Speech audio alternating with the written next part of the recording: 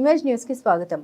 మహిళలపై అనుచిత వ్యాఖ్యలు చేసిన ఏబిఎన్ రాధాకృష్ణపై డాక్టర్ బిఆర్ అంబేద్కర్ కోనసీమ జిల్లా వైఎస్ఆర్ కాంగ్రెస్ పార్టీ అధ్యక్షులు చిర్ల జగ్గిరెడ్డి తీవ్రంగా విరుచుకుపడ్డారు. మహిళల్ని అవమానించేలా మాట్లాడడం అసహ్యకరమని, ఇలాంటి వ్యాఖ్యలు సమాజానికి హానికరమని ఆయన ఆగ్రహం వ్యక్తం చేశారు. జిల్లా అధ్యక్షులు చిర్ల జగ్గిరెడ్డి ఆధ్వర్యంలో అమలాపురం హైస్కూల్ సెంటర్లో నిరసన కార్యక్రమం నిర్వహించారు. ఈ కార్యక్రమంలో నియోజకవర్గాల కోఆర్డినేటర్లు, రాష్ట్ర కార్యదర్శులు, పార్టీ ముఖ్య నాయకులు, కార్యకర్తలు పెద్ద సంఖ్యలో పాల్గొన్నారు. ఈ సందర్భంగా జగ్గిరెడ్డి మాట్లాడారు. మహిళల గౌరవాన్ని దెబ్బతీసే విధంగా వ్యవహరించే వారిపై కఠిన చర్యలు తీసుకోవాలని డిమాండ్ చేశారు. అలాగే మహిళలపై అనుచిత వ్యాఖ్యలు చేసిన రాధాకృష్ణ వెంటనే ఆంధ్ర రాష్ట్ర మహిళలు అందరికీ తక్షణమే క్షమాపణ చెప్పాలని డిమాండ్ చేశారు. సమాజంలో మహిళలకు గౌరవం ఇవ్వడం ప్రతి ఒక్కరి బాధ్యత అని, ఇలాంటి వ్యాఖ్యలు ఎట్టి పరిస్థితుల్లోనూ సహించబోమని స్పష్టం చేశారు.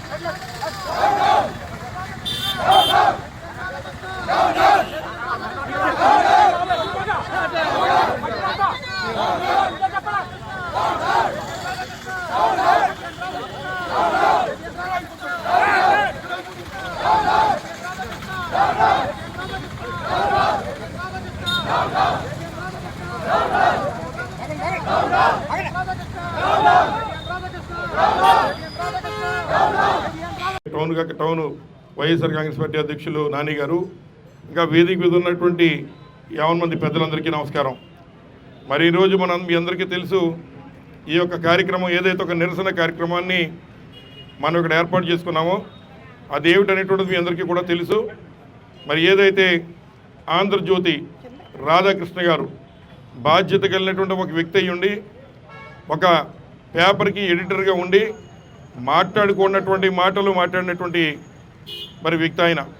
ఏదైతే వైఎస్ఆర్ కాంగ్రెస్ పార్టీ నాయకులకి వెన్నుముకలు లేవు, వారి ఇంట్లోనే వారి భార్యలను కూడా జగన్మోహన్ రెడ్డి గారు చెబితే వారి భార్యలు కూడా మళ్ళీ వాళ్ళ చెల్లెళ్ళుగా భావించి పెళ్లి సంబంధాలు చూసేటువంటి విధంగా వారు ఉన్నారనేటువంటి అనాలోచితమైన మాటలు, ఒక మూర్ఖుడు మాట్లాడే మాటలు మరి ఆయన మాట్లాడుతూ ఉన్నారు. మేమందరం ఇవాళ మీకు మనవి చేస్తూ ఉన్నాం. ఏదైతే వైఎస్ఆర్ కాంగ్రెస్ పార్టీ నాయకులం కానీ కార్యకర్తలు కానీ ఈ రాష్ట్ర ప్రజానీకం కానీ మరి ప్రతిపక్షంగా మా బాధ్యతగా, అలాగే జగన్మోహన్ రెడ్డి గారు కూడా మావిగన్ అనేటువంటిది ఆయన సొంత ఇంటి పేరుగా ఆయన చెప్పట్లేదు. ప్రతిపక్షంగా అమరావతికి మేము వ్యతిరేకం కాదు, కానీ ప్రతిపక్షంగా మేము మాకున్నటువంటి ఆలోచనని పేద ప్రజానీకానికి అన్యాయం జరగకుండా, ఎవరైతే డబ్బున్నటువంటి వాళ్ళు తెలుగుదేశం పార్టీ నాయకులు వారు రియల్ ఎస్టేట్ వ్యాపారం చేసుకోవడానికి వారు ఈ రాష్ట్ర ఖజానా డబ్బుని లూటీ చేస్తుంటే దాన్ని వ్యతిరేకించి ఏదైతే వారు 2 లక్షల కోట్లతో కట్టేటువంటి రాజధానిని మేము 20,000 కోట్లతోనే ఈ రకంగా చేయొచ్చు కదా అనే మన ఆలోచనని ఆయన బయటపెట్టారు. ఇవాళ మా నాయకుడి యొక్క ఆలోచన మేర మరి సుశిక్షులైన వైఎస్ఆర్సీపీ కార్యకర్తలుగా మేము వెళ్ళడం మాకు అభ్యంతరం కాదు. మేము తప్పనిసరిగా మా నాయకుడి వెనకాల ప్రయాణం చేయడం మేము తప్పు చేసినట్టు కాదు. ఏ రాజకీయ పార్టీ అయినా వారి నాయకుడి వెనకాల కష్టకాలంలో అండగా ఉండేటువంటి కార్యక్రమం ఇవాళ ఎన్ని కార్యక్రమాలు ఉన్న వైఎస్ఆర్సీపీ కార్యకర్తలు వచ్చారు. ఎప్పుడు జగన్మోహన్ గారి వెనకాల నిలబడడానికి మేము గర్వంగా ఫీల్ అవుతామని చెప్పి సందర్భంగా తెలియజేస్తూ, మరి ఇదే రాధాకృష్ణ గారు, ఆంధ్రజ్యోతి రాధాకృష్ణ గారు, మీరు చేసేది జర్నలిజమా బ్రోకరిజమా అని అడుగుతున్నాం మేము. మీరు కూడా నిక్కర్చైనటువంటి జర్నలిజం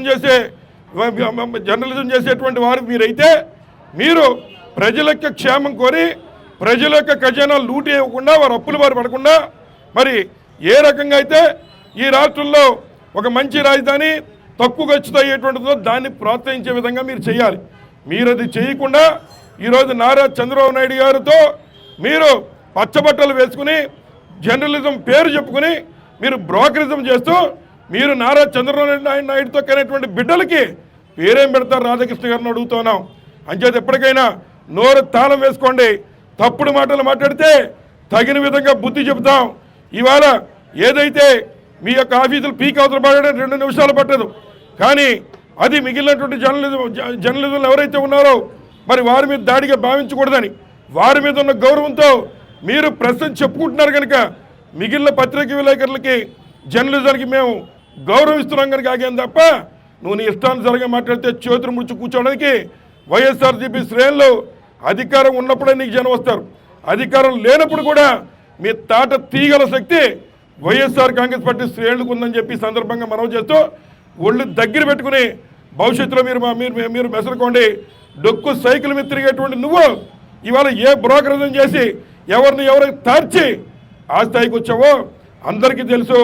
వైఎస్ఆర్ కాంగ్రెస్ పార్టీ అని మా పేరు చెప్తున్నావు కానీ నువ్వు జీవితంలో ఎట్లాంటి తప్పుడు కార్యక్రమాలు చేసే స్థాయికి వచ్చావో బహుశా ఏదో మందు మీద ఉంటావు, ఏ మందో తాగి నువ్వెలా పైకి వచ్చావో చెప్పబోయి ఆ నిందలని మా మీద గెంటుతున్నావు అని చెప్పి సందర్భంగా మనం చేస్తూ ఇప్పటికైనా బుద్ధి తెచ్చుకుని చేసిన తప్పుకి క్షమాపణ చెప్పి ఈరోజు ఇప్పటికైనా నీ నన్నరాల్లో ఎక్కడైనా జర్నలిజం పదానికి విలువ ఉంటే ఇప్పటికైనా బయటకు వచ్చి మా మహిళా సోదరిమణులందరికీ కూడా వైఎస్ఆర్ కాంగ్రెస్ పార్టీలో ఉన్నటువంటి మహిళా సోదరిమణులకి అలాగే మన దేశంలో ఉన్నటువంటి ప్రతి మహిళకి నువ్వు బేషరతుగా క్షమాపణ చెబితే మరి నువ్వు మనిషి అనిపించుకుంటావు కనీసం విషయాన్ని ఈ సందర్భంగా మనం చేసుకుంటూ మరి సతీష్ అన్న కూడా ఒక్క నిమిషం మాట్లాడుతుంటే కోరుతూ ఉన్నాను.